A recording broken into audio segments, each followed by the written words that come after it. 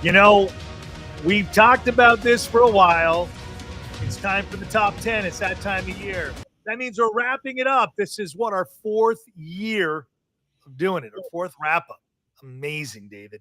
4 long years, every Monday, Wednesday, Friday. The two of us have been ranting about all kinds of stuff in the media, many times being ahead of the curve before it happens, like the war in Ukraine.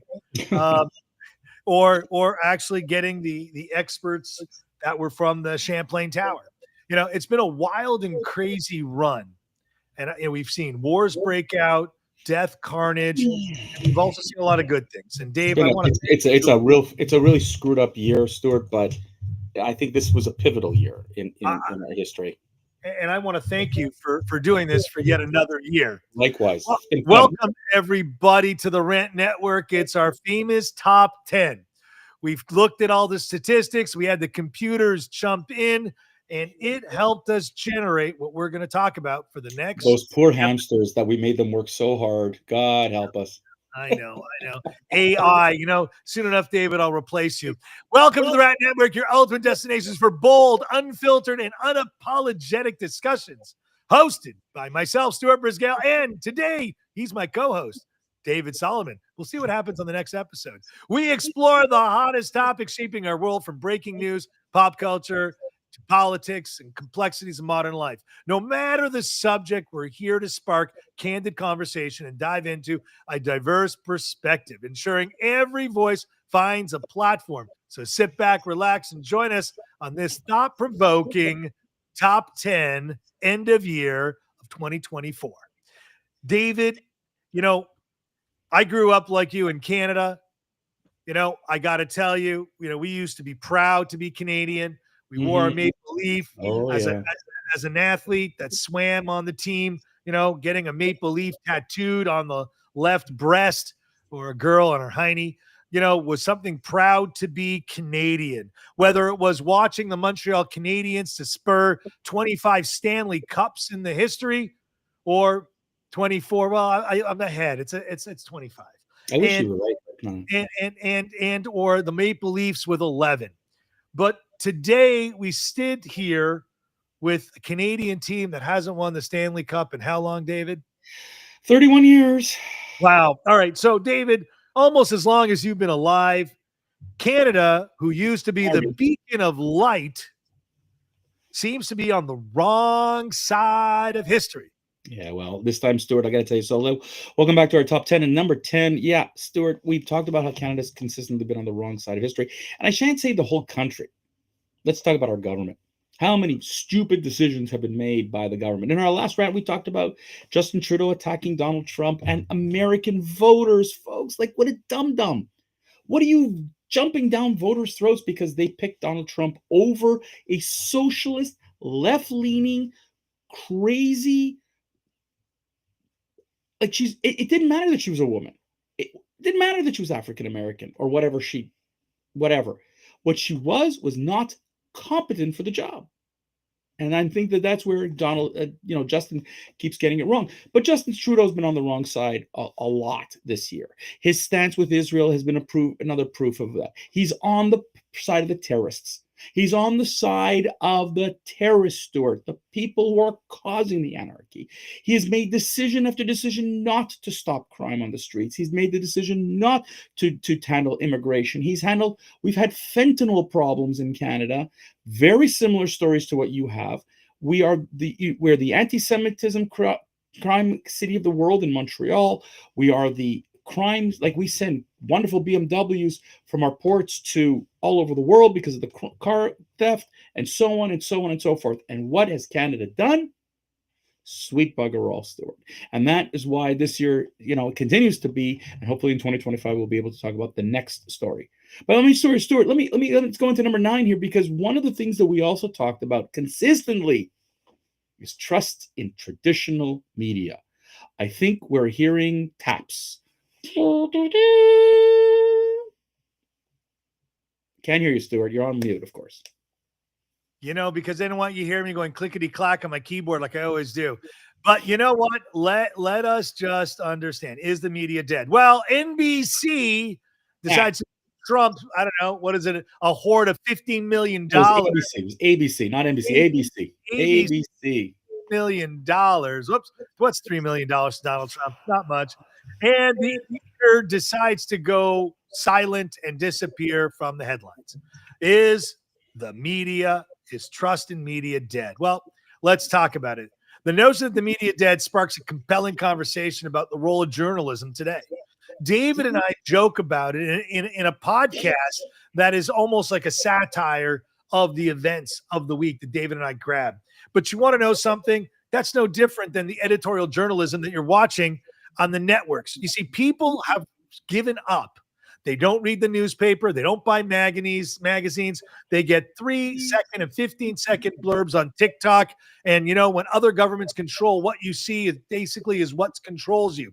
Sounds like World War II media. Sounds like communist media. I cannot tell you more. Trust in media is dead. So long as political bias sits in the media, I don't know why I hear an echo, but so long as it sits in the media this way, there will not be trust, and media is dead. And they go hand in hand. And David, just to throw this in here, because I've said it for 4 years, Walter Cronkite, may he rest in peace, who was a left-leaning person, at least always acknowledge that there are two sides to the story. And you can't get a conclusion or even base a conclusion until you hear both sides. And one of the requirements in this process is accepting that the side that you favor may actually be wrong. David, let me punt it to you now. The left has gone mad. That comes in. No. Woke versus reality. Yeah, like woke, and you'll get into your part of the number 7, but let me talk about number 8 here, the woke versus reality. And we've seen wokeism, unbelievable. We have seen woke mindset. We've seen it gone crazy. Stuart, we've seen AOC statements. We've heard from the squad. We've heard from academia. But more so recently was in the corporate world. Disney admitted that they lost over $1 billion with their DEI, with that woke ideology, that they wanted to put it in their movies and whatever, and it cost them $1 billion. Well, this past year, a whole bunch of corporations decided to cancel, and most recently, Walmart decided to cancel its woke mindset, its whole ideology, because really it's done for. People are looking at woke and saying, we're done with it, Stuart. And the reality out there is that the woke ideology doesn't work. People are fed up of being yelled at. Okay? If you've walked on university campuses lately, you get yelled at. If you were to talk about the wrong, gender pronoun, if you were to talk about, anything to do with which is woke, whatever, you get yelled at. The reality is when these people get out into the workforce, when they get out of their bubbles, reality bites. And in 2024, people have pushed back on woke. And I think that we will talk, on in one of our next episodes about Kamala Harris, but she tried to invoke woke. And she continued to push that. And the American people said, we're not interested in your woke philosophies, your woke ideologies. We saw what happened with Tim Walz, Stuart, with his woke ideologies, with his concepts, and you kept calling him Tampon Tim. Okay, Stuart? And I was in Ottawa, and I saw in a men's bathroom, women's hygiene products. And this woke ideology, it's got to go. And I think that 2024 was the beginning of the end of wokeism. At least I hope so. Which leads us to number 7, Stuart, where the left has gone simply mad. Whether it's media or politicians or academics, have we seen the end? Have we seen the end of DEI? Well, this election cycle where the Tangerang man took down the House, I think the left-wing self-reflection may be on steroids. Many of them are grappling with their identity and impact of the radical rhetoric that led them down this rabbit hole that David just so nicely called before woke. And the reality of the woke is it's common sense. Many times throughout the years, I've been using the same cliches over and over and over again, kind of frustrates the hell out of David. And it goes to the left's gone mad. Well, you know what? The left's gone mad. If you do the same thing over and over and over again and you don't like the result, maybe you should just stop doing it. And, for a while, we all decided we all wanted to be more politically correct. And I'm sorry, in Canada, growing up, I mean, they always thought they were more politically correct than the world. And the US thought they were always better than everyone in the world. And they both ended up down this woke rabbit hole.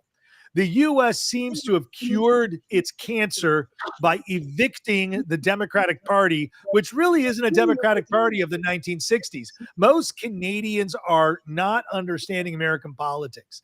The Liberal Party isn't synonymous with the Democratic Party, number one, first and foremost. They are very different in every way. However, they've sort of merged into this socialist communist tonality of we're going to accept you, but we're going to do it by dividing all of you so that you capitulate to our demands. It was for the people, by the people, and not for the people that managed for the people. And that's where, the government has gone wrong, whether it's in the United States, whether it's in Canada, or whether it's in just about every single country. The world has been infected by this woke. And the left on all sides have gone mad. David? Stuart, I'll add to you. And it's funny because all four of these themes all kind of wrap around the same thing. And this is really kind of sick because we've gone in four different directions on the same theme. Is that this left control, the media is controlled by the left, academia is controlled by the left, and a lot of politics is controlled by the left. And there's been pushback. Now, yes, in the UK, it flipped. The UK went left because the conservatives screwed up over there. But you look in the United States and you see the hard pushback, not just by, let's call it those redneck states or the deplorables that Hillary likes to call them, or what was the idiots? What did he call them, Biden? The idiots? What reality is that the left is really, there's a pushback finally. And their pushback is your ideology is cockeyed. And folks, for these four themes about the left gone mad, woke versus reality, death in the media, and Canada on the wrong side of history, all fall into the same bucket. It's all about the people deciding to cut the cord, or for that matter, to vote in another direction. Because look, Stuart, take a look at what just happened, right? The media lost its shit because we went to podcasters. Podcasters had more influence in this election than they did. And they try to keep control. So people from The View, who are supposedly media, all the way to MSNBC and the rest of these loonies, they're finished. They are finished. More and more people are running away and going somewhere else. When Joe Rogan has more listeners than Taylor Swift, that podcasting is here to stay. And that likes of Taylor Swift and the Swifties, listen, let them shut up and do what they do. They dance and wiggle their ass, and at the end of the day, they have a political vote like everyone else, but their microphone, we need to cut it out because they're just nonsensical, stupid idiots. And you know what? I'm very happy that Joe Rogan came out, offered everything to the vice president or current vice president of the United States, and she declined. She basically put the nail in her coffin and ended it for her. Stuart, you want to show you how powerful podcasting is? So Kylie Kelsey, and you're like going, who is she? Okay. Kylie Kelsey is the wife of the former Philadelphia Eagles player, and now I forgot his name, Kelsey. And she's the number one podcast. She knocked Rogan out of the top spot. Okay. She knocked him out. Okay. Kylie Kelsey talks about everyday life stuff. And she knocked Joe Rogan out. This is the power of podcasting today. And I think that would be in 2025, we're going to be definitely talking more about podcasting and AI as you started. So Stuart, let's wrap up from 7 to 10, folks, it's really simple. Number 7, the left gone mad. Number 8, woke versus reality. Number 10, media trust is dead. And finally, number 10, Canada on the wrong side of history. Stuart. And that's a wrap. And that's 4, 5, and 6 coming up. Let's get there. And that's a wrap for another compelling episode of the Top 10 at the Rat Network. Thank you for tuning in and being a part of this vibrant community. Your support this year and engagement has driven us to do the top 10. And we're back again. Remember, we're here every Monday, Wednesday, Friday, noon Eastern. Stay connected with us on social media. Share, like, love. Your questions, your suggestions shape our future topics and our community. You value your feedback and opinions.